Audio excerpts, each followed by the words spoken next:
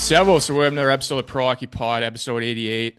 Back again with a coaches series. I mean, let's just keep running these out. I mean, every week I got a new coach on. I think it's great for the listeners out there to see everyone's path, how they got to where they are now, and all their experiences. And this week is no different. So similar to last week's episode, another product of the D3 NCAA level, like myself. This guy started playing D3, went on to coach D3, has coached in various leagues, whether it's the NAHL, the USHL.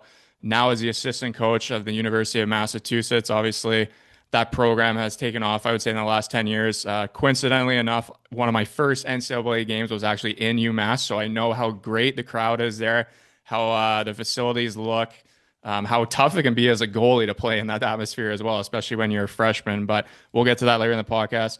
Welcome to the Pro Hockey Pod, Tom Upton. Andrew, appreciate you having me on, man. I went to when you invited me and I looked at some of the previous guys that you interviewed. I was like, why the heck's he reaching out to me? You got some good names on here, some head coaches, but I appreciate you and obviously happy to spend a little time with you. We always go back to the beginning. That's where I like to start. Looking at kind of the elite prospects research. I don't know if it's totally true or not, but I'm going to go off that. But I believe you grew up in or were born in Texas, and I'm trying to figure out how does a guy who grows up in Texas get into ice hockey, you know? Because obviously when you think of Texas or something, I think of like the Dallas Cowboys, you know what I mean? So like, how did you first get introduced to the sport of hockey? So both my parents are from New York City. And when I was born and we lived in Queens, New York, just outside of the city on Long Island. So at that time, I was born in '85, and when my parents were dating was obviously a big time for the Islanders and all that in the '80s. And my dad never played hockey or anything, but he liked hockey, like going to the games. And then when I was born, well, he would take me to games. We had kind of a tradition that we would go once a month to a game. All growing up, we go to an Islanders game, and then actually one night we were supposed to go to an Islanders game. He couldn't get Islanders tickets, so we went to a Rangers game, and I was probably 7 years old, 8 years old maybe, and I remember being pissed because I was. We only went to Islanders games, and I thought that you weren't allowed to go to Rangers games if you liked the Islanders at the time. And we got there early, and we went down by the glass for warm-ups. My dad's holding me, I remember. And Bernie Nichols was the captain of the Rangers at the time. And he came over and threw me a puck over the glass.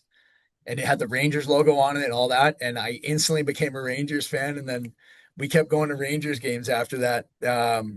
But yeah, grew up till I was 9 on Long Island. And then we had the opportunity to move to Austin, Texas. And it was more for my dad's job. My dad worked 2 jobs growing up. He worked like a regular job during the day, and he worked at New York Times in the city at night. He would drive in, I believe it was 3 days a week. He would kind of work through the night and then go back to his normal job. We'd always meet him at the Pizza Hut halfway through our house, and him going to the Times, I remember.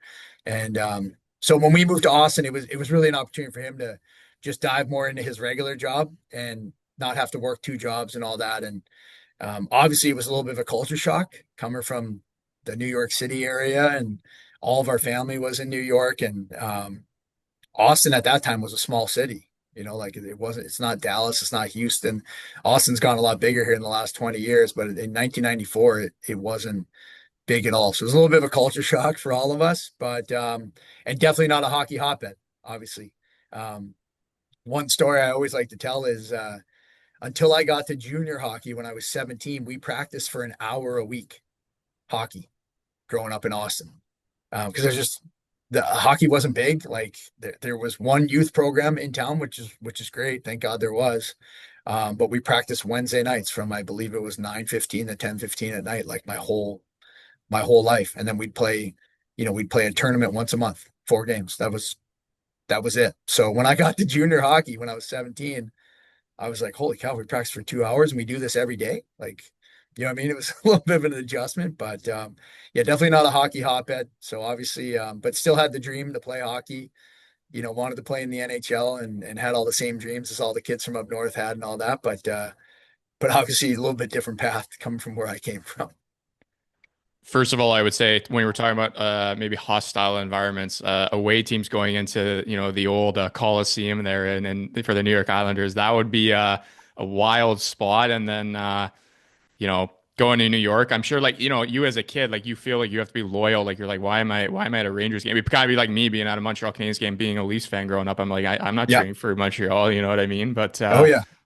it's good that you used to have that upbringing, and obviously multiple times on this podcast I've talked about like parents, sacrificing so much time, your dad working two jobs and obviously also finding ways to get you to hockey. And yeah, I was gonna say when you went to Texas there, like, the I would say I don't want to say lack of ice time, but I guess like practicing once a week, playing a tournament a month, like must have been really hard for you, like coming from a hockey city in terms of like the New York State to switching to Texas, where it was like, okay, this is all we're doing, and then two for your development, I would have to assume, like because you would have been about 9, 10 years old when you moved, and Yeah.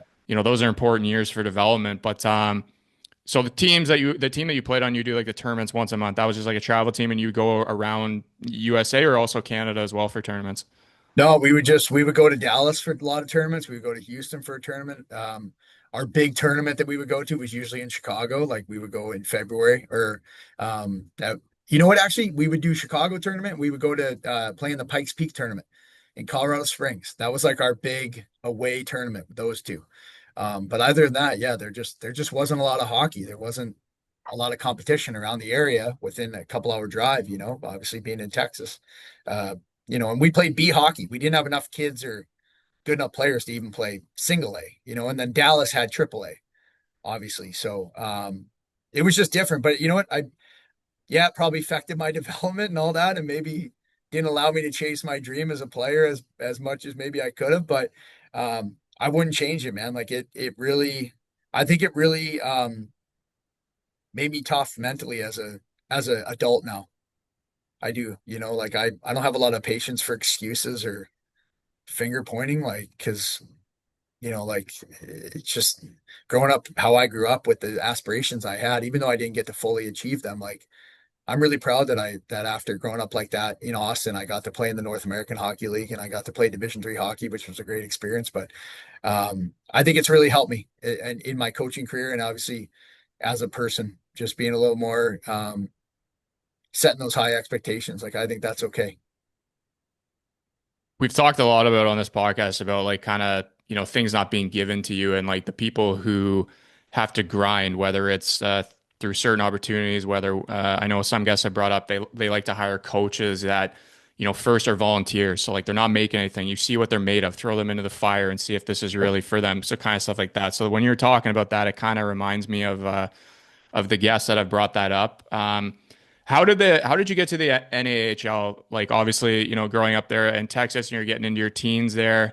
How did that kind of route become an option for you, I guess I would say? So I got really lucky when I was it's probably my Bantam year down in Austin. We had two guys move to town who obviously they were coming to town for jobs, but they had hockey backgrounds. Uh, Greg Block and Corky Brown. And Corky, Blocker, I think was from Michigan. He grew up in Michigan, so he had some hockey knowledge, a lot better than the dads that were coaching us down in Austin. No disrespect to them, but he came in to coach our team, and then his assistant coach Corky Brown. Corky grew up in Alaska. Corky played in Dubuque when they were in the USHL back in the early '90s. So these two guys knew the path. Like I didn't even know what junior hockey was. I remember I'd never heard of it. I had no idea. All I knew was like, oh, I want to play in the NHL and play college hockey, right? And I remember having a conversation with Corky, our assistant coach, at my parents' house. He came over. It was probably my Bantam major year. I would think so. Um, and he kind of laid it all down for me. Like I remember he drew on a sheet of paper like the path from, midget AAA at that time or wherever you're playing to, hey, here's all the junior leagues. Junior B obviously was a big thing back then. And then you got your junior A leagues, North American League, USHL at the time. And then he wrote down all the Canadian leagues. Like I had no idea. So I remember that was a really impactful meeting that he had at my parents' house with me to show me like the different levels and the hoops that you got to jump through. To get there, to even get to, and then he started talking about club hockey, started talking about D3 hockey, D1 hockey, right? Like growing up, I'd only heard about the NHL and Division 1 hockey, and that was really it. So it really opened my eyes to how much hockey's out there and obviously how hard it is to achieve those goals at the very top. But and then funny side story here. I remember he came over and probably a week later, he ended up getting me a tryout with the Sioux City Musketeers. And I had just turned 16 a couple months before. And again, I didn't even know what junior hockey was a week earlier. And then the next thing I know, I'm on a flight to Sioux City. And my parents didn't come with me. I went by myself, which was that's how my parents did it. Like, yeah, this is your thing. Like, I mean, we'll be here to support you, but you got to grow up a little bit. You got to go through your own experiences. And I didn't have a phone or anything. And I remember I was so intimidated at this tryout. Like, it was the first time I had played against legit players and kids that grew up north. At that time, I'd only played, my B hockey in Texas. And I didn't even touch. I barely touched the puck all week. Like, barely touched the puck. I tried fighting. I got my butt kicked. Like, I remember I got my chin cut open, got ran over. Like, but it was a great experience for me because it showed me, like, hey, just because maybe you're one of the better players in Austin, that doesn't mean anything compared to the whole spectrum of hockey and kids around North America, kids around the world. And I remember coming home from that tryout and my dad's like, how'd it go? And I was like, I got to do more. Like, I need to train harder. I need to shoot more pucks. I need to skate more. And from that time on, um, my dad, talk about sacrifice, would obviously pay the money to book ice for me early in the morning. Sometimes I would go out. Um, I would shoot more pucks. I started taking training way more seriously, nutrition way more seriously. Um, and then the following year, I went back to the Musketeers tryout and I actually made the All-Star game, which I was very proud of. And then through that, obviously got seen by some North American League coaches. Or at that time, it was actually the America West Hockey League was a league back then. Um, and I got invited to a tryout for an America West Hockey League team. And the tryout was in Somerset, Wisconsin. And I remember flying up there again by myself um, and went to the tryout and made the team. And something that I was very proud of at the time. And it was great. And, that following year, after my rookie year in the America West League, is when the North American League and the America West Hockey League merged. And that's why the North American League had all those Montana teams and they had Fairbanks and all that join that league. So, um, but yeah, I think going to the Sioux City tryout was great eye opener for me as far as like, hey, I really need to, if I want to do this, I need to commit to it more and be more disciplined. And then going to those tryouts the second year helped get me invites to tryouts, maybe not in the USHL, but in a league that was more appropriate for my skill set at that time and gave me that opportunity. Yeah, when you were like explaining everything, the first thing that came to my mind was kind of you realizing, once leaving, Texas, like the next level, like the level of the teams in the you said like the North States would have, and also just like setting the bar for yourself, like as you mentioned, like coming back from that first camp, being like, okay, this is the next step. So here's what I need to do. I need to improve this and this. I need to work harder here, which Yep. obviously impacted, the next couple of years of your life in junior hockey. And yeah, I was looking at your playing resume there and like some of the teams, I was like, I don't know if these teams still exist. Like, so I didn't want to like bring them up on the podcast, but you end up playing whatever you want to call it, like 3 or 4 years if you want to call the first year because they became the NHL like Yep. in that league. And did you feel like every year, going back and kind of knowing what to expect that you were able to like take an extra step as you got older and eventually, play until your 21-year-old year? Yeah, absolutely. Absolutely. I mean, if you look at my first year in the American West League, like I wasn't really ready to be there, to be honest. You know, I was very lucky. Our coach there was Ricard Gronberg, who I believe is the head of Hockey Sweden. He coached the Swedish national team. I think he's coaching Tapara, I think it's called in Hmm. Finland Hmm. right now. He was our head coach my rookie year, and he's the one who took the chance on me. So I was very fortunate to play for him and learn a ton from him. Even though I wasn't ready to be an everyday player in the lineup, I was healthy scratch quite a bit. That's another funny one. So I showed up to my very first regular season game that year, and like my whole time growing up in Texas, like if you were on the team, you played. Like I didn't even know there were healthy scratches. My first game, I remember showing up. I didn't look at the board. I didn't look at the lineup. Like I just showed up. I'm on the team. I showed up to the game. I put my gitch on. I'm doing my warm up, stretching and all this stuff. And I remember one of the older guys came over. He's like, "Hey, did you look at the lineup sheet?" And I'm like, What lineup sheet? What are you talking about?" He's like, "Hey, you're not playing." And I was like, "What do you mean?" He's like, "Well, not everybody plays. Like, there's only 20 guys that can dress." And I was like, so I had to get my suit back on, like I was defeated. But yeah, I mean, I progressed every year. I felt, and to be honest with you, like where I started, the hockey I was playing in Austin, like I needed that full first year to just adjust to the level, even in practice. And then that second year, obviously, I went to Helena. They were in the North American League at the time. And that was a great experience. Like that for me is that year when I went to Helena, I feel like that's the year that I really grew up a lot because, being away from home, being at billet families, all those things, figuring out how to get in the lineup every day, whether it's, making sure you're being a good leader, a good teammate, maybe you're fighting a little bit, maybe you're, um, have a good plus minus, working hard in practice. Like I felt like I learned a lot that second year when I was in Helena because it was a little more realistic for me to be a everyday player. And then obviously continued on to my 20-year-old year and 21-year-old year. And then my last year, I ended up getting traded to Youngstown, which at the time was called Mahoning Valley Phantoms. But that was Youngstown, and they were hosting nationals that year. And our team in Helena wasn't going to make playoffs that year. And with Youngstown hosting nationals, it was a great opportunity for me to obviously go there. They were a good team, play at nationals, hopefully get seen by colleges. Um, but no, the whole 4 years was a great progression for me, and it was phenomenal. Not only as a player, but personally as well. That's why I like to ask the guests these questions because like they're like I would never have known that that was actually Youngstown, the team that you got traded to. So Yeah, yeah, it's good to know that. And I always like to ask the guests too, like you yourself, as I mentioned, you end up going to college at 21. yeah, Um, like a lot of athletes today can go when they're 17, turning 18. Like it all depends on what school, the opportunity, etc. But you end up going to Wisconsin Stevens Point, which I'm curious, firstly, what made you decide to go to that school? And second, did you feel that going later was maybe better for you in terms of like your maturity and being ready to take the next step? absolutely. First off, the reason why I picked Stevens Point is just I didn't know anything about Stevens Point. I 3 years before I didn't even know what junior hockey was, right? So I was still I wasn't that familiar with D3 programs either, and but I went on my visit, and I just felt like if I was going to play Division 1 hockey, I felt Stevens Point was the place in Division 3 that was going to give me the closest thing to a Division 1 experience. As far as just the magnitude of the team in the town, how important that team is to that city.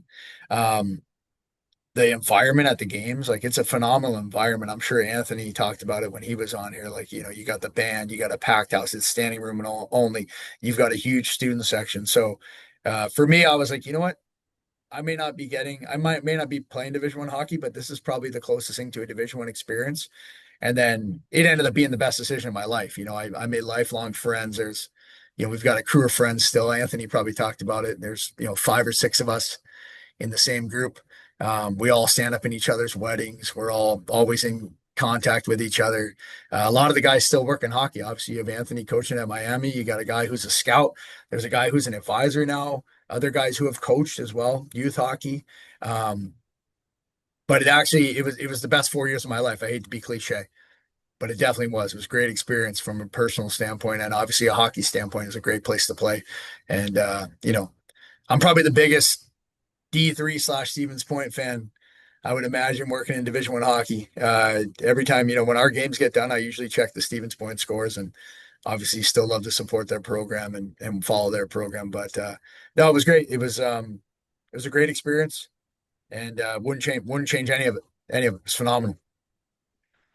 I said the same thing to Anthony on the podcast. Like, obviously, us growing up, like, I felt like there was a lot of, I don't know, negativity sometimes directed towards if you were to go D3. Like, I started D1 myself, um, and then I had to go D3. And it ended up, like you said, ended up being the best decision of my life because it allowed me to kind of refine my game. Oswego as well, like as you know, is a top program on that of the New York side. Like with the year I was there, we went to the Frozen Four every year, lost in the finals my last 2 years. So it helped me continue my playing career, which obviously went to Europe, and then now I've gotten here. But there's so many programs like that where, as you mentioned, like the atmosphere is great. The school, the town comes around their teams, and that gives you kind of the same feel as being as a Division 1 program. I laughed when I went to Niagara, like Oswego was outdrawing them by 4 times on a regular basis. Like, so it was crazy. Yeah. Um, but also too, like the brotherhood that you brought up, like, these friendships that you built there and, still to this day are close friends. Like I said this to Anthony too on the podcast. I was like, I imagine every time you guys get together now, like how many every years later it is, you guys just pick up where you left off and it's like swapping stories and you're all just like laughing together and those are the stuff you remember, right? Like it's all like you remember the hockey, but you also remember the times away from the rink together, like as boys. Oh yeah. No, we talk about, trust me, we talk about the times away from the rink a lot more than the times on the ice, right? But no, it was like you said, it's that's the thing with, and I hate hearing kids that are like, "Oh, if I'm not going to play D1, I'll just quit." Like keep playing the game you love. You never know. Number one, you never know what's going to happen from a playing standpoint. But number two, like go have a great experience. Um, it could change your life. Like going to Stevens Point changed my life. Like I wouldn't be coaching probably now. The reason why I got into coaching is because I was at Stevens Point and Will Nickel was our head coach, and I was a senior captain for him, and actually Anthony Noreen was our assistant my senior year, and Anthony left to take the Youngstown assistant job, and Will offered me Anthony's job as the assistant at Stevens Point, and that's how I got into it. Like if I'm not at Stevens Point, maybe I never get that opportunity. And then obviously I stayed, and then I ended up meeting my wife. She was playing for the Minnesota Gophers a couple hours down the road in Minneapolis, and one of our guys at Stevens Point introduced us. Like, I mean? Like, you never know what's going to happen. So I hate hearing when guys are like, "Oh, I'm not going to play Division 1, and I'd rather quit than play Division 3." Like, I wish more kids had the mentality of, continue to play and continue to play at a very good level, because playing college hockey is an honor, and that doesn't just mean Division 1 hockey. That could be Division 3. That could even be club hockey as well, and you only get to play this game for so long, right? At a high level, and truly compete every day and max out your day. And why wouldn't you want to do that for 4 extra years, even if it's not at the Division 1 level? I think about it too as like kind of living in that bubble life, like as like it's like college itself and like when you're an athlete, like it's fake life because you're obviously there for the sport that you love. You're doing school, but you're also the extracurriculars outside. And like when those 4 years are done, like it's you're going to the real world, whether it's in a real working job, whether it's in a professional sport, whatever it may be. But those are always the things you remember. Like you remember your 4 years of college and create Yeah. so many fun times there. And just as I said, that bubble life, which I think everyone has the same resemblance to that. But you brought up Anthony, so I wanted to see. We'll see what we can get out of you on him here. But how was it playing for him? Because obviously, I talked to him about it. Like he was, I believe you guys were together. He was a senior, you were a freshman when he played, and then he went into the graduate assistant position for 2 years, and then became the assistant. Like, and I Yeah. asked him about having to, and you did it yourself. So I guess I can ask you the same question. Like Anthony had to like kind of divide from being, hey, I just was teammates with these guys to now I'm the assistant coach. Like you had to separate that and sometimes be hard on guys that he was buddies with and etc. But Yeah. how was it playing for him? And then how were you also able to do the kind of the same thing when you transitioned to coaching of separating, buddies from this is my job? Sure. No, I mean, obviously playing for him, it was great. It was unique. Like I never played for somebody that I knew so well, right? And it's tough. Like it's a tough situation for both sides. It was tough on me and the rest of the players because we were so tight with Anth, right? It was probably hard on him, I would imagine, because he's trying to hold us accountable for different things now as a coach, not as a friend. Um, but it was great. It was great because the biggest thing that you need out of your coach is you need trust, right? Like you should feel like you can trust your coach. And if you're friends with somebody in that situation, like obviously you trust them. So from a trust standpoint, like even though there were many times, trust me, because I was a D and Anth coached the D, like I didn't agree with him sometimes, especially on the nights that maybe I wasn't playing. But I trusted that he was making the decision for the right reasons, and he was making the decision, from his knowledge, from his heart, all those things. Looking back on it, like obviously I wish I would have handled some situations differently, at that age. I remember there was a time when I was I was a healthy scratch one weekend, and me and Anthony were actually roommates this year. This was my senior year, and I like didn't talk to him all week. We'd be sitting at the house watching TV together, and I wouldn't. He'd like try talking to me, I wouldn't talk to him. Um, but as you get older, you look back and you just realize that you mature and all that. But um, I love playing for him. But again, I think the reason why I love playing for him is because you knew deep down that he cared for you and that you could trust him. And I think that that's an important thing that you need to build even as a coach. That's what I try to build as a coach now with all my players. I'm obviously not friends with them. I don't really care if they like me, but I want them to feel like I care for them. And I want them to feel like they can trust me and I want to get their respect. That's really it. So from playing for your buddy is a little awkward, a little weird that year. I remember those couple years that I played for him. Um, but deep down, it was great because of those reasons. Because you knew he cared about you as a person, and you feel like you could trust him. And then when I went through it, obviously I was a captain of a team, and then boom, the next year I wasn't even the graduate assistant. I was the assistant, and so it was tough. Like I'm not gonna lie, I that first year I learned a ton, you know, socially and as a coach. It was tough that very first year, dividing your relationships with the guys that you were just on the team with the year before. And like anything else, I made a ton of mistakes that year, and you know, sometimes you wish you can go back and change some things, but I wouldn't change it because I learned so much and it helped me grow. And it really, I had a little gut check moment. I remember after my first year coaching at Stevens Point, when I was coaching basically a team full of my buddies. And I remember being like, all right, if I'm actually going to do this, if I'm going to be a legit real coach, like I need to start separating my relationships more. I need to start acting the part more. I'm not in college anymore. I'm not on this team anymore. Um, but I wouldn't have done that if I didn't go through it, right? That first year.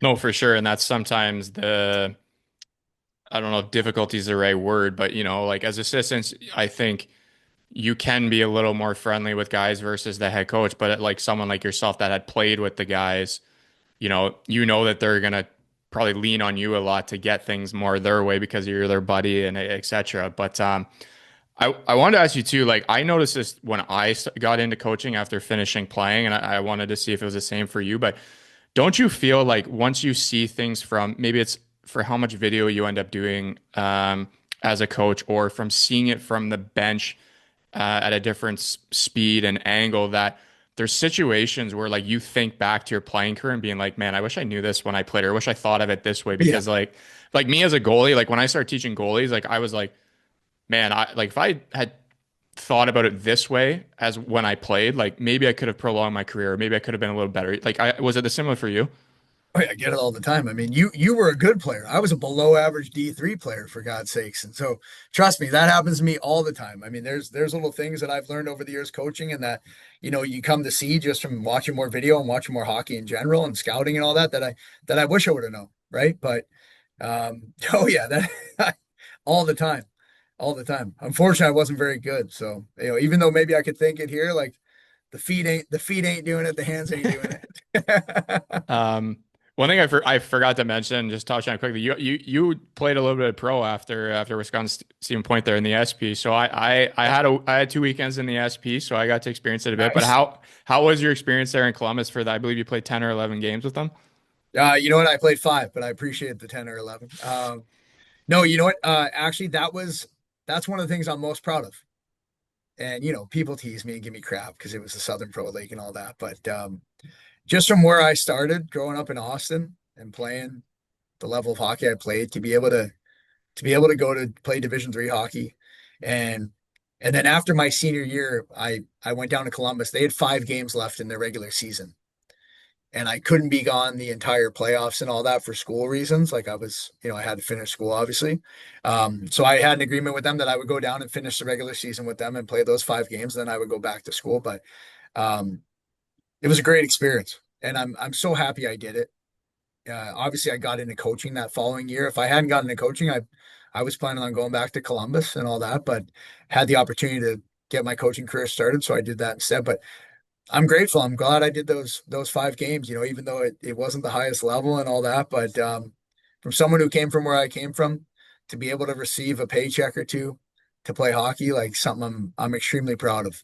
And I'm glad I did it because, like I said, you never know what's going to happen in life. Personally, I just figured I would just play hockey and be in the Southern Pro League, maybe work my way up to the coast if I could. If not, play pro hockey for a couple years down there. It was a great experience, but then life comes at you that following summer, and I get offered a job to be the assistant coach at Stevens Point, and had a chance to get my master's and all that year, and so I made the decision to get into coaching. But um, if I hadn't have checked off that last box on my list as a player, and if I hadn't gone and played those 5 games, it probably would have been a lot harder decision, to take that coaching job. But at that moment, I was like, you know what, I played my couple games of pro hockey. I got my paycheck. That's really all I wanted to do. And now I can get into coaching. So I'm grateful that I did. And it was a great experience down there. It was awesome. To be honest with you, I actually thought it was easier to play at that level than before. Like for me, again, I wasn't very skilled. I couldn't skate that well, but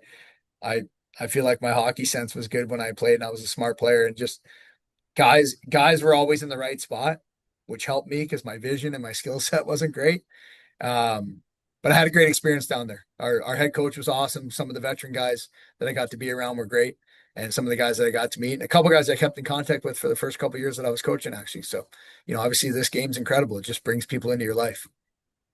Hockey world's small, man. Like, and Oh yeah. it's, like I tell anyone, like, you got to experience, like at the end of the day, the SPHL pro is in the name. You got to play pro hockey. You got to earn money doing it, and check that off your list, which I think is obviously a tremendous feat. And you thinking about where you came from, whether it was, 10 years earlier from one practice a week in Austin, Texas there to this. So it comes full circle. And yeah, I mean, many people have done it, but yeah, like one of the biggest things I find as an athlete, it doesn't matter if it's hockey, is there comes a time where you have to make that decision where, hey, I could play one more year of pro hockey, play a full year, or I could take this opportunity. And, I guess that's one of the things about growing up and, making big decisions, maturing a little bit, but obviously it benefited you. After Wisconsin Stevens Point there, we mentioned you were an assistant coach there, and then you ended up making the jump to the USHL first in Cedar Rapids. Yeah.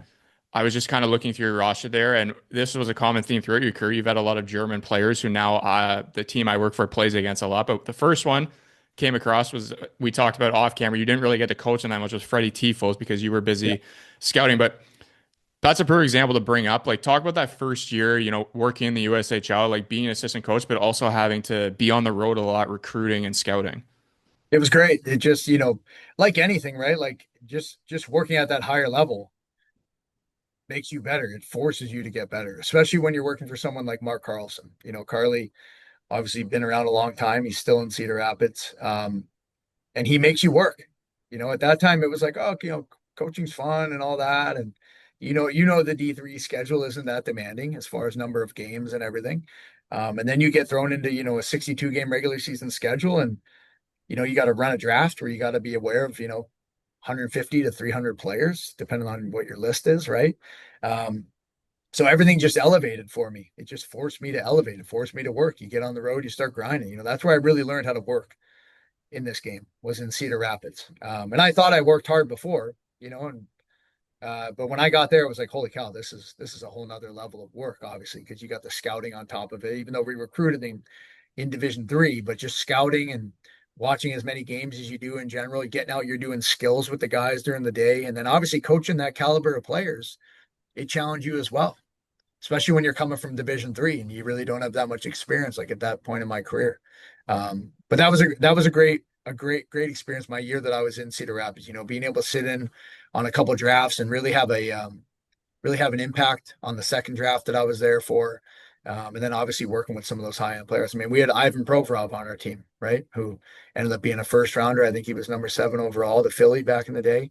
He was 16 at that time, so being able to get to impact the development of kids that end up being high end players at that age was invaluable for me. It really forces you how do you get through to them? How do you communicate with them?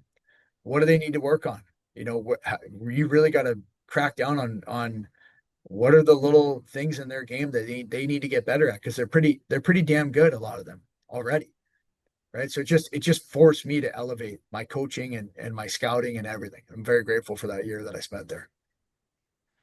It's also too like I mean throughout your career like you've been in multiple stops and I've had guests on that have said that they believe when you're young into your coaching career it is good to kind of bounce around a little. It's not so much a negative like oh he's a suitcase or so. It's more about you're going to different places, kind of leaving your imprint there or working with different coaches, building your own recipe, like coming here, working with this coach, seeing what I like going to the next place, maybe I don't like this about it, but I would do this part. And then eventually you're building your own recipe to be a head coach, which you do later on in your career. But I think too, it's like the connections with, like you would have been in constant communication with coaches and other leagues, probably major junior coaches, NCAA, NHL, scouts, whatever it may be. So they're also getting to know you, like seeing you around the rink a lot, talking to you on the phone, and kind of getting to know you as a person and a coach as well. Yeah. Oh, yeah. No, that was the reason why I wanted to get into the USHL at that point in my career. I'd only played Division 3. I had only worked in Division 3, right? So for me, like I want to coach in the NHL. That's my dream. That's my goal. That was my goal when I started coaching 16 years ago. I want to get to the NHL. Now, obviously, my path has been different than some guys, just like playing, which is fine. I don't have a great playing background. So I knew that I needed to, hey, listen, if I don't have a great playing background, I need to go to these different levels and prove that I can coach at these levels and prove that I can coach these caliber of players. And the first one was USHL. You know, I never played in the USHL. I had never worked with USHL players, but I knew I had to get there to show that I can coach at that level and to show that I can work with those caliber of players and help develop them. And so that's why I was hungry to get into Cedar Rapids. Um, and every stop along the way for me has been how can I continue to build my resume from a coaching standpoint? Because again, I don't have 15 years NHL playing experience. I don't have Division 1 playing experience on my resume. So everywhere I've been has been trying to climb that ladder in regards to working at higher levels. And if you look at obviously, my resume, it's been Division 3, it's been USHL assistant. Then I got an opportunity to be a head coach in the North American League, even though the level of the league was below the USHL, but it was a head coaching job. I thought getting head coaching experience on my resume was invaluable. Obviously, I got fired. I ended up getting fired from that job, which huge learning opportunity for me through that as well. I wouldn't change that for anything, and then back to the USHL as an assistant. And then I had a chance to be a Division 1 assistant at Mercyhurst, smaller Division 1 school. But again, I hadn't worked in Division 1 hockey. So I went there. And then obviously from there, head coach in Madison in the USHL. And now obviously that helped open the door here at UMass. But for me, I lack a playing background. That's how I see it. And so throughout my whole career, how can I show that I can work at these different levels and work with these caliber of players? And, that's why, I've tried to come into everywhere I go and, hey, let's do a great job. And if we can move up, let's move up. And obviously, being here at UMass now, this is going on my 4th year. This is the longest I've ever worked anywhere. Um, and Must be doing something right. yeah, it's been great. It's been great. And but I think just like a player, like you should have high goals. If I still have the goal of coaching the NHL, still my dream, still my dream. I love it here. I love it here. I might be here for the next 20 years, but I still think you got to have a goal in mind or you're going to get complacent, and it's just like being a player, right? You got to continue to work towards something. If you're not, then you're going to become average. That's how I see it. No, I 100% respect that and can agree with that.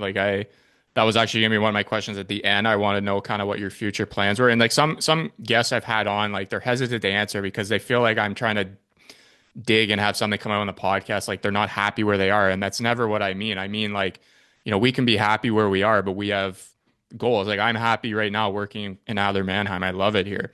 But I have Yeah. goals too. And like, who wouldn't want to, for me, this is an extreme example, but if the NHL came knocking to me, like how could I not think about it? You know what I mean, or Yeah. whatever it might be. And um, speaking of the fired part, I'll just make a small quote about it. It may or may not have had something to do with my current captain.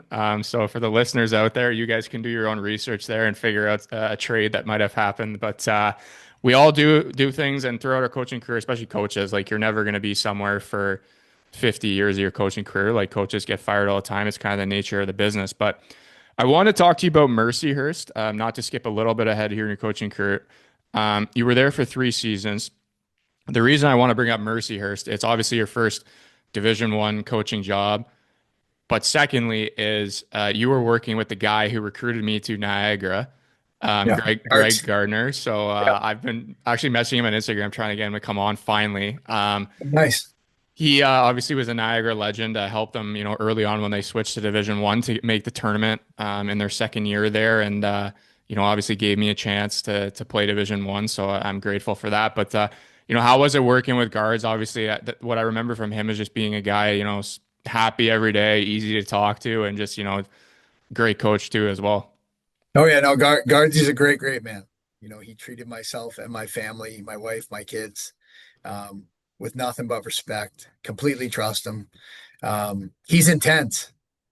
He's intense. Guardsy gets intense, and you're right. He always brings that positive attitude every day. I learned a ton from Guards. Again, at that time, I hadn't coached Division One hockey, and Guardsy's been in D1, I believe, his whole coaching career, and so I learned a ton from him. And like you said earlier, I learned different things when I was at Mercyhurst that I believe helped me when I was a head coach in Madison. Because wherever you go, you take things. I have a Word document on my computer that I've had for years that every time I hear a quote or a system or maybe it's the structure of a day, like anything that I learn that I think, hey, you know what, I really like this. I think one day if I get to be, the head coach of a college hockey program or the head coach of a pro team one day or whatever it may be, like I want to tap back into that list. And so learned a ton from guards, and it was a great experience. Obviously, Rick Gawkin, the head coach there, has been there for a long time, and he's got a ton of experience. So for me, going in there being very green in regards to college hockey and Division One hockey, uh, that was the perfect spot for me. It was a perfect spot for me and my family at that point in my career, and I learned a ton. Yeah, one last thing on guards. I think he'll admit this if I get him on the podcast that I was recruited probably 1 year too early. Like you'd bring up his intenseness and just like the next level. Like I wasn't ready for it I wasn't mature enough and didn't understand the work ethic that needed to be a Division One goalie. Like I got away on talent like through junior and stuff. So like me and him at times like we would battle a little bit. But now looking back, I'm like, okay, like I get it from his side too. Like at the time, you think like they're picking on you, but really it's no kid, this is the next level. This is how you have to be. So like I Yeah, laugh about it now, but I also looked at your guys' roster too. Like you've had a lot of guys like go on and like names that I know even now that like have whether they've been in our league. Like Les Lancaster was there, who obviously is in Munich right now. yeah, Derek Barak or Barach, however you say it, like yeah, obviously he's playing in Russia, like which I think is great for that division because as you know, like when you think of Division One, like there was always kind of that stigma against the Atlantic, like oh that's the weaker division, whatever you want to call it. And like it showed that, throughout your time there at least too, like these guys are like we talked about developing, with you there as well. And that's something you could add to your resume too, being like, hey, we've been able to develop guys who maybe weren't thought of at times of having a pro career, and now these guys are still playing, making money. yeah, absolutely. I mean, we had Joey Duzak there. You know, Doozy ended up signing the NHL contract with the Toronto Maple Leafs. I believe it was after his junior year at Mercer's. So it just goes to show you, like, you got to go where the opportunity is as a player. That's it. Maybe you don't have an opportunity at UMass, but maybe you do have an opportunity at a smaller Division One school, and all you need is opportunity to play, and then it's on you to perform. It doesn't matter if you're playing at UMass, you're playing at Robert Morris, you're playing at Michigan, Minnesota. Like you need to perform. And obviously those guys are great examples of that. They came in and they did a great job. They worked hard every single day. They impacted our team. They impacted our league. And like I said, like Duzak signed an NHL contract. You know, and maybe part of that is because he got the opportunity to play a lot at Mercyhurst. Maybe if he's at a bigger school, maybe he doesn't play until his sophomore year that much, right? He came in and stepped in for 3 years. He played a ton. He was on the power play. He had a chance to put up some points and develop with puck touches and with responsibility in big situations and succeeding and failing in those situations. And I think just the message to a lot of players is just look for an opportunity. Don't care too much about the logo on the side of your helmet. Yeah, and I've said that too with a lot of guests that it's even too about taking the next step. Like some young athletes growing up feel like they have to get to the highest level possible as fast as they can, where like maybe staying another year at the level they were at and getting that ice time, getting put in those important situations is actually better for their development, will benefit them, 5, 10 years down the road. Obviously, they don't see it at that time, but that's another great example where these guys, you know, went to a school like Mercyhurst and got the playing time and got noticed because all these scouts would see they're putting up points. So the teams would tell them, hey, go watch this guy. And then maybe they get seen more there than they would have if they had been at a bigger school and not getting those ice times because their name wouldn't have come across the table as much, so to speak. But no, Absolutely. definitely great to see those guys, still playing now. Obviously, Les, we've had some battles with him there in Munich, being here in Mannheim. So, Yeah. um, how did the University of Massachusetts opportunity come about for you? Obviously, you said you went to Madison Capitals there as a head coach for a couple of seasons, and then you get this opportunity at Mass. And as I said, one of my first starts was there. I remember the building, the atmosphere, just kind of being on campus and stuff, and being like, "Wow, this is Division 1 hockey." And now we talk about off camera. I'm staring at your background right now and just looking at what this facility looks like and how tier one it is. But yeah, how'd that opportunity come about? You know what? Actually, so like you said, I was head coach and GM in Madison, and my second year there, ended up having a hell of a year. We went to the Clark Cup Finals. We lost to Sioux City. Had a lot of great players on that team, great kids who developed, and I got in touch with Coach Carvel here at UMass through one of our player agents who was playing on my team in Madison. I didn't know Carv. I had obviously heard a lot about him. He's one of the more talked about coaches in Division 1 hockey. He coached in the NHL for 12 years, so I knew who he was. And one of the assistants here left, and this agent of a kid on my team reached out to Carv and just said, "Hey, there's a young guy who did a really nice job in Madison this year, and kind of turned their program around." And so me and Carv connected uh, shortly after that, and we talked a little bit. And for me personally, like again, I love being a head coach. I absolutely loved it. I loved leading our program in Madison. And obviously we were having success. Um, but when an opportunity at a school like this came calling, I knew right away that it was the right thing for me and my family to do, is to come here. Again, with my goal in sight, and who knows if I'll ever get there. Hopefully I do. But with my goal in sight of wanting to coach in the NHL one day, Greg Carvel's got 12 years experience working in the NHL. He coached in 2 Stanley Cup finals. I had never had the opportunity throughout my career at that time to work with someone with that type of background and see their knowledge and learn their knowledge and see how they handle high-end players, and um, obviously see how they run a program from day to day. Um, so for me, it was a no-brainer, and to come here and obviously here at UMass, like you said, in the last 10 years, we've won an NCAA national championship. We've gotten runner-up. We've won two Hockey East championships. We've made 6 of the last 7 NCAA tournaments. From a success standpoint, UMass was like, all right, it's a program where they're having success, and you could obviously have success producing NHL players. Last year we had 5 forwards sign NHL contracts off this team, off our one team, right? So developing players for the highest level, and then obviously to be able to work every day and learn from someone like Greg Carvel with the NHL background, like it was an absolute no-brainer. And it's been a great decision. I've grown so much since I've been here.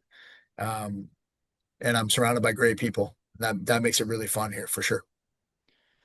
I always tell like people I talk to, honestly, I think it's the best job, like the school route, whether it's NCAA, U Sports. Like, I just think like the longevity of it, the difference in juggling, academics and the sports side. Like, I've always been so fascinated with that route. I know before I came over to Europe, I was trying to get into it, but obviously myself being a Canadian with the work visas and stuff in the States, it was a little more complicated, so it didn't work out. I did some interviews and stuff that were great, but what is with your coach there, Greg Carvel, like what is maybe one thing that comes to mind that you've felt like he's impacted you on, like, or you've learned from him, whether it's, how his day to day is, like, coaching, uh, handling, the athletes, like what's something that comes to mind that you think that you've really like that's impacted you, like learning from him?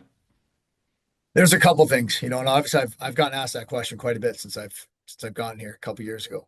There's two things that really stand out for me. It's number one, how much work you really need to put in to the details every single day. Like whether it's, and I'm not talking just hockey. Like we have our guys here do process goals. They do breathing logs. They do food logs. Every little competitive advantage that we can have on other teams, but also to make our players better in development, we do here. Every little thing, every little thing. We do these process goals, twice a year. We have one before the season, one at Christmas time, and it just lays out, hey, where do you want to be better as an individual on the ice and how can we get there? And what do we need to do every single day? It's almost like a development plan for guys individually. That's one thing. We just have our thumb on every little piece that we can help develop them. We do. The other thing that's been so impressive with Carv is just how impactful it is holding guys to really high standards. That's probably been the biggest thing that I've learned. We hold our guys to an incredibly, incredibly high standard all the time and in everything. And that doesn't mean we're being jerks about it. It just is what it is. And it's not for everybody to come to school here because of those high standards. Some kids don't want high standards. Some kids don't want to be held to high standards. So those kids shouldn't come here. But how impactful holding guys to high standards is and how much they grow as a person throughout their time here and how much they develop as a player throughout their time here because of those high standards, it has for me been the most impressive thing. Like I've seen kids come in, my first year, the freshman class are seniors now. And I've seen those guys grow immensely in their time here because they're just held to high standards. And there's no dip in those standards. There's never settling for anything less than what we set our bar to for everybody individually. And that, I know that's probably cliche. It's something that's said in a lot of locker rooms, but I've seen it here. I've seen Coach Carvel hold guys. Every coach says they have high standards, but like it's every day. We hold our guys to those standards, and it's in every facet of their lives, on the ice, weight room, in the classroom. Our team has the highest team GPA on campus, and we don't just recruit guys that have straight A's coming out of high school. It's just when they get here, that's our standard. We're the highest GPA men's sports team on this campus. We hold them to that standard academically, and they get there. So it's amazing how if you recruit good people and you hold them to really high standards, how much success you can have, and especially with the draft picks we get, we've got a first rounder on our team this year, but we typically get, between the second and fifth round players, and being able to develop and have guys sign that have signed as many NHL contracts as they have since Coach Carvel got here. Like it's because of those standards. We don't allow them to dip. Speaking of those standards too, like I think this is a good transition to this question. Like for yourself and Coach Carvel in this program, like when you're recruiting players, like what are you exactly looking for? Like what are your like I know you mentioned the bar is high for the standards you guys have there, but what are like characteristics or things in players or the athletes that you guys are looking for that allow them to be considered to, come to the University of Massachusetts? Well, first off, obviously the integrity and the character of the kid we don't budge on that, no matter how good they are. We don't budge on that. We can't afford to bring in one kid that doesn't fit in regards to integrity and character here. So that's number one. And then the other thing is just we have hard kids here. Like that's probably the most common word here is like hard. Everything's hard. We need to do everything hard. And that doesn't mean you're fighting people in junior and you're running everybody. Like chipping a puck in sometimes when you need to is hard. Right? Getting stick on puck is hard. Sometimes going through a body is hard. That's the most common thing that we recruit to here. Some kids are more skilled than others. Some kids skate better than others. Obviously, sometimes you're looking for a fifth, sixth defenseman that could play good defense. Sometimes you're looking for a 1-2 kid who could run our power play, but they all need to share that hardness. Ryan Ufko was here a couple of years ago. He was an All-American. Uffy's not a very big man. He plays the game hard. Everything he does is hard. And that's probably the most common word that we use around here is hard, because it is hard. And like I said, it's not for everybody. It's hard to get good grades. It's hard to be really disciplined in school. We hold them to that standard. And like I said, it's not for everybody, but everything we do here has that mentality of hard, and that's how we like to play as well. If it was easy, everyone would do it. I guess that's the cliche saying that everyone Yeah, it's has. true. Um, Ufko there, like he was in Milwaukee last year, right? Like I think I saw him on our Yep. scouting trip, little right-handed D, and I think he Yep. signed in Europe if I remember correctly now. So I could definitely see it in his game. He doesn't have the size, but he wasn't afraid to be first to pucks and especially in the Yep. dirty areas. Like he did everything at one speed. So I definitely can see that coming from guys who have been at your program. So like I said, developing guys and sending them to the next level. That's what, this program has been doing for years. And you yourself, like wherever you've been able to do that. Um, how has the recruiting changed now with those new rules kind of coming into play? Like I've mentioned it multiple times, anytime I have an NCAA coach on with the eligibility rules now for the major junior. Like when we were growing up, it was you make one decision or the other. At Yep. least for me, like the OHL was the first route growing up in Canada. But has it just kind of maybe opened your guys' as a pool of players to like more numbers because now you can technically recruit the from the three major junior leagues if those guys want to come play NCAA after? Yeah, no, I mean, that's been the biggest change. Just you got a lot more ground to cover now, right? Um, and it's kind of exciting because, for me, I've been doing this. This is going on my 16th year, and you kind of have your routine figured out by now, right? Like where you like to go when you go to an Omaha Lancers game. Like I know what hotel I like to stay at. I know where I like to go eat before the game. And so now it's almost like being a rookie coach again. Like I'm gonna go up and do the OHL here in a couple weeks, and like some of these cities I've never been to, some of these buildings I've never been to. I don't know the GM and head coach, right? Like um so it's exciting in that regard. But yeah, there's just more ground to cover now, obviously with the CHL leagues, but what a great thing for college hockey. I think it's great for college hockey in general. Obviously, um, I think it's tough for Canadian kids, especially, to make those decisions at such a young age, right? Oh, I want to go to college, or no, I want to play major junior. Like, so the fact that those kids now have the opportunity to play Division I hockey, I think it's great. And for us, it's awesome because it opens up a whole new pool of players that we can watch. That doesn't mean that we're going to take all major junior kids or go really heavy. We actually don't have one on our roster right now, I don't believe. But it's just more ground to cover, more players to watch, but obviously you got to make sure that whatever you believe in as a program from a recruiting standpoint, that can't change, that can't dip because now, oh, cool, oh, I get to watch a kid from the London Knights. Like, no, for us, like, I don't care who you play for. You need to have high integrity and character, and you need to play hard and be a hard player. That can't dip now, or at least for us. That's our philosophy. That was always such a crazy decision, like to make that choice at 16. Like, how would you know what the right path is, unless you're like even like first rounders. Like I look back now, I know a lot of first rounders in my age group that ended up playing 5 years in the O and then we're done or played U Sports after and we're done. Like it wasn't like, I look back at them and I'm like, maybe they would have benefited from this rule of being able to play NCAA and they were late bloomers and then, who knows what happened, right? But um if you ever need help in Peterborough, Ontario, if you ever go see the Pete's play, you let me know. That's where I spent the first 12 years Well, of my life. So I was a diehard Pete's fan. But you've been very generous with your time today. I appreciate you doing it. I got the last question for you. This is the one I always end on. Um, what is one piece or multiple piece of advice you would give the younger generation out there? So if you're speaking to young athletes out there who listen to this podcast, what are one or multiple piece of advice you would give them? don't don't focus on the wrong things early in your career. And when I say that, typically it's money. There's great opportunities to coach. Some of those jobs don't pay.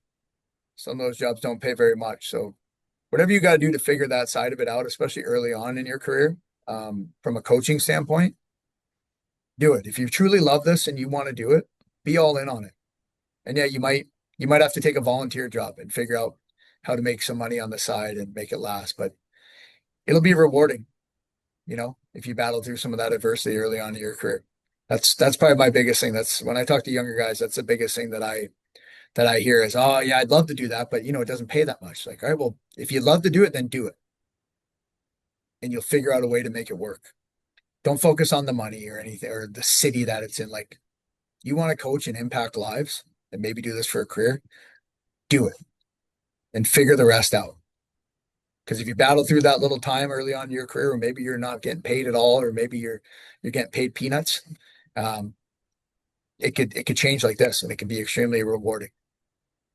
That's the difference, right? Like, do you really love it or do you love it for the money that comes with it and Yeah, potential, like as you said, like we talked about off camera, like having to grind for those opportunities where you're a graduate assistant or you're a volunteer assistant and then, you know, suffering for those couple years, I'll say, but proving that you're willing to do the work, willing to be thrown in the fire and prove that, hey, I want to do this. I'm real about this. And then, you know, see where it takes you. And so many coaches I think who have done that have gone on to have long coaching careers, or someone like yourself where you mentioned, you weren't the best player growing up. You had to work your ass off to get to everywhere you've been. And then that transferred into your coaching career. And, obviously now you've been doing it for 15, 16 years, as you mentioned. And, I'm sure you look back and are like, hey, if I didn't work hard and grind and if I only did it for the money, like this journey probably would have ended pretty quickly. oh yeah, yeah, 100%, absolutely, absolutely. And the other piece of advice, if you do get married, make sure your wife's on board with you coaching, because if she's not, I've seen a lot of guys that love coaching and then their wife's not on board and they're out of it quick. So that's Yeah, the that's other that's a the other bit of advice for young guys. that's a tough one too. Obviously, you were smart to marry someone who had played hockey herself, so Yeah. she knew the grind. But hey, Tom, I appreciate you doing this. Taking the time to talk to me and obviously this podcast and share your story and your advice and kind of the things you learned throughout your career. And I always tell the listeners, if anyone is in the Massachusetts area there and wants to see a great atmosphere, I've lived it being having the red light go on behind my neck a couple times there in UMass. But yeah, it was a great experience, a great place to watch hockey. The program has been doing so good over the past 10 years. And yeah, thanks again and good luck this season. I appreciate it. Thanks for having me on. For those listening, until next week, cheers and ciao.